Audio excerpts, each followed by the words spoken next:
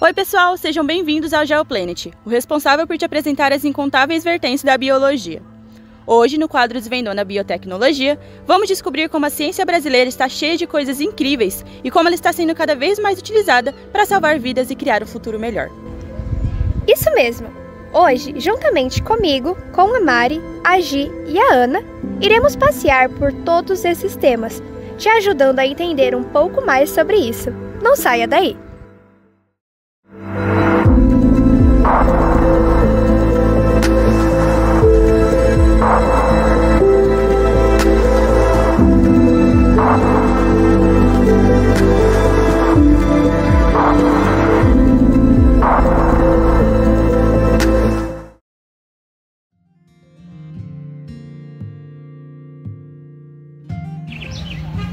Bom, nesse momento você deve estar pensando, mas afinal, o que é a biotecnologia? Como campo científico, a biotecnologia começou a se formar há milhares de anos, quando os seres humanos passaram a utilizar micro-organismos para produzir alimentos e bebidas, através de processos bioquímicos como a fermentação. Contudo, o termo biotecnologia foi consolidado mais recentemente, em meados do século XX, após avanços na genética e na microbiologia. A partir de então, foram desenvolvidas técnicas de manipulação genética e engenharia genética, permitindo que cientistas começassem a modificar organismos para obter produtos específicos, como hormônios, enzimas e medicamentos. Desde então, a biotecnologia tem se expandido para áreas como a medicina, a agricultura e a indústria, permitindo, por exemplo, a criação de organismos geneticamente modificados, conhecidos como OGMs, que oferecem resistência a pragas e otimizam a produção agrícola. E o Brasil é uma peça fundamental nesse quesito. Isso porque é um dos países que mais faz pesquisas científicas na América Latina. Pessoal, tem muita pesquisa científica saindo por aqui. Isso mesmo! Quando falamos sobre o avanço da biotecnologia na saúde, podemos citar a Fundação Oswaldo Cruz, mais conhecida como a Fiocruz.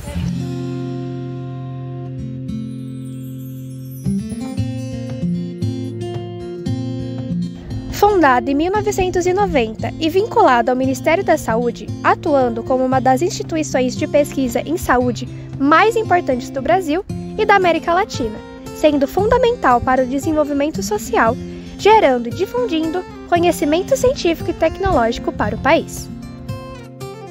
Ela é reconhecida por suas contribuições no desenvolvimento de vacinas e tratamentos para doenças como dengue, malária e Covid-19, que mesmo em pandemia teve destaque na produção de vacinas e diagnósticos. Pessoal, mas como nem tudo são flores nessa vida, ainda existem muitas dificuldades do Brasil no quesito de participação a pesquisas científicas. Isso quando comparado aos demais países, principalmente às potências mundiais como a China e os Estados Unidos. Isso ocorre pela falta de investimentos nessa área. Bom, e é aí que surge a iniciativa Brasil Biotech, advinda do Ministério da Ciência, Tecnologia e Inovações, MCTI. Seu principal objetivo é fortalecer a biotecnologia no país, focando em áreas como saúde, agropecuária, indústria e meio ambiente. Ela busca promover parcerias público-privadas, capacitar profissionais e ampliar o acesso à infraestrutura para pesquisas de ponta, com o objetivo de desenvolver produtos e processos que beneficiam a sociedade brasileira.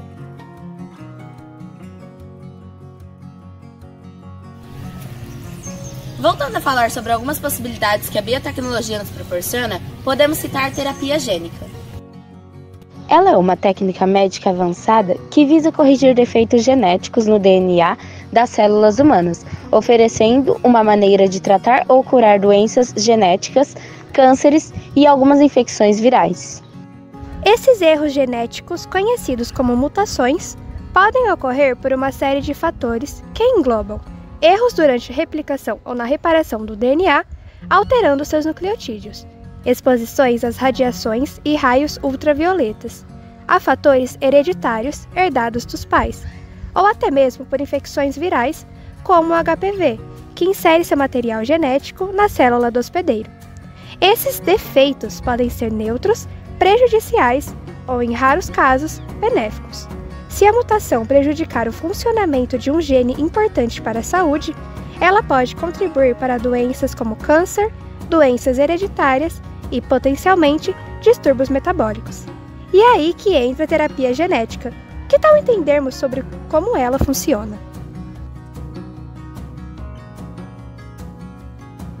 Primeiramente, através de um teste genético, identifica-se o gene que está causando a doença, sendo este o gene-alvo. Após isso, é feita a escolha do vetor. Um vetor nada mais é que o transportador que introduz o material genético desejado nas células. Geralmente, vírus são usados como vetores, pois possuem a capacidade natural de inserir seu material genético nas células hospedeiras. No entanto, esses vírus são modificados geneticamente para não causarem doenças no corpo humano. O terceiro passo consiste na introdução do material genético. Portanto, o vetor contendo gene terapêutico é introduzido no corpo do paciente.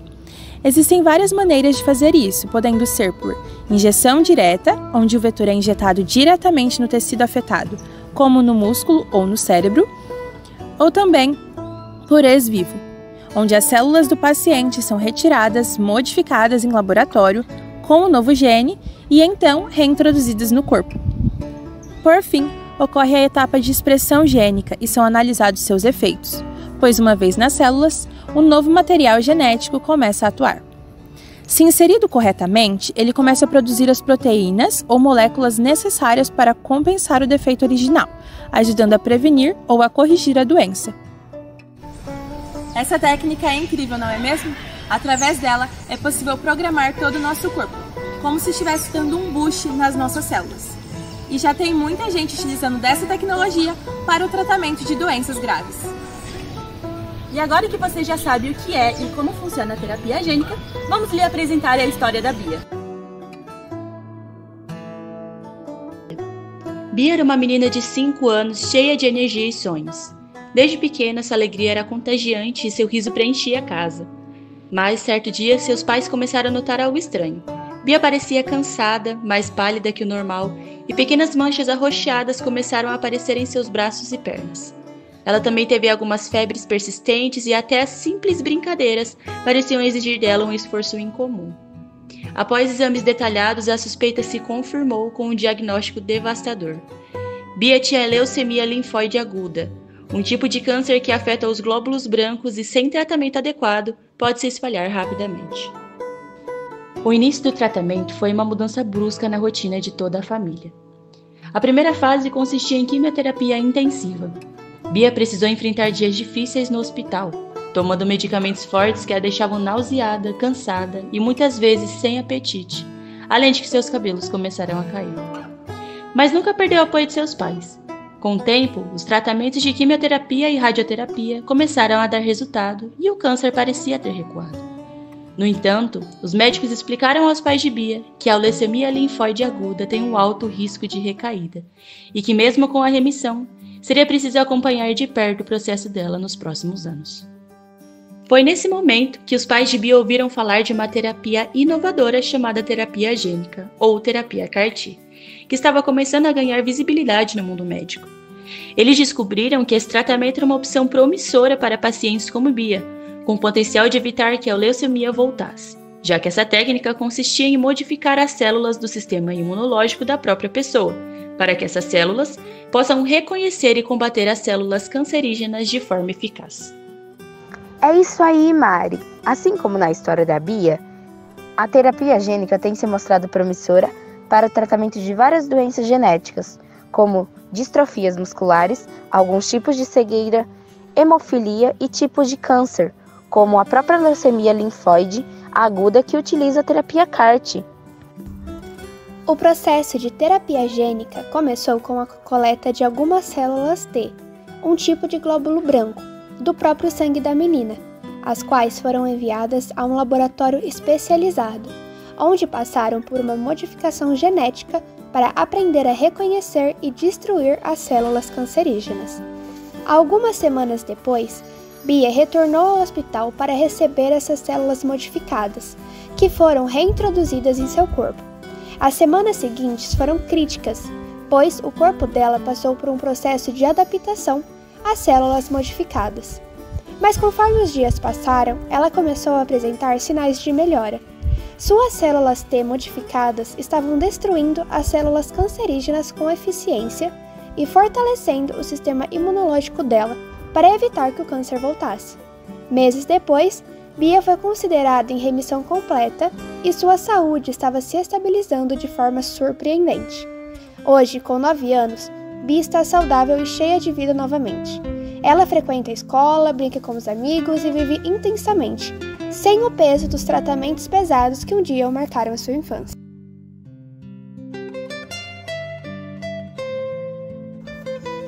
De acordo com um artigo científico fornecido ao Medscape em abril de 2023, o Brasil tem apenas 5 terapias gênicas aprovadas pela Anvisa.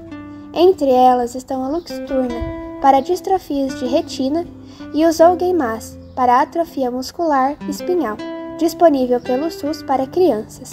Em 2022 também foi aprovado o Kymriah, uma terapia com células CAR-T para tratar leucemia e linfoma em jovens e adultos. A plataforma clínica Trials também aponta que, pelo mundo, há mais de 135 ensaios clínicos de fase 3 e 60 de fase 4 sobre terapia gênica, incluindo uma pesquisa importante sobre a cura gênica para a betalassemia e a doença falciforme. Esses estudos, conduzidos pela Vertex Therapeutics, utiliza CRISPR-Cas9 para modificar células-tronco e combater essas doenças, e os resultados iniciais são promissores. No campo de doenças neurodegenerativas, o Dr. Alisson Moultrie, na UCSD Califórnia, estuda terapias gênicas para doenças relacionadas ao espectro autista usando minicérebros para acelerar os testes. Recentemente, os estudos com essa técnica mostraram avanços em síndromes como a de Rett e Pitt-Hopkins, graças a funcionamentos significativos.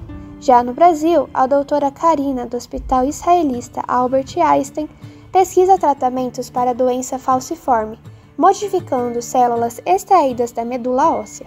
Outras universidades, como a Unicamp e a USP, também investigam correções genéticas para essa doença, que afeta 1 a cada 1.000 brasileiros.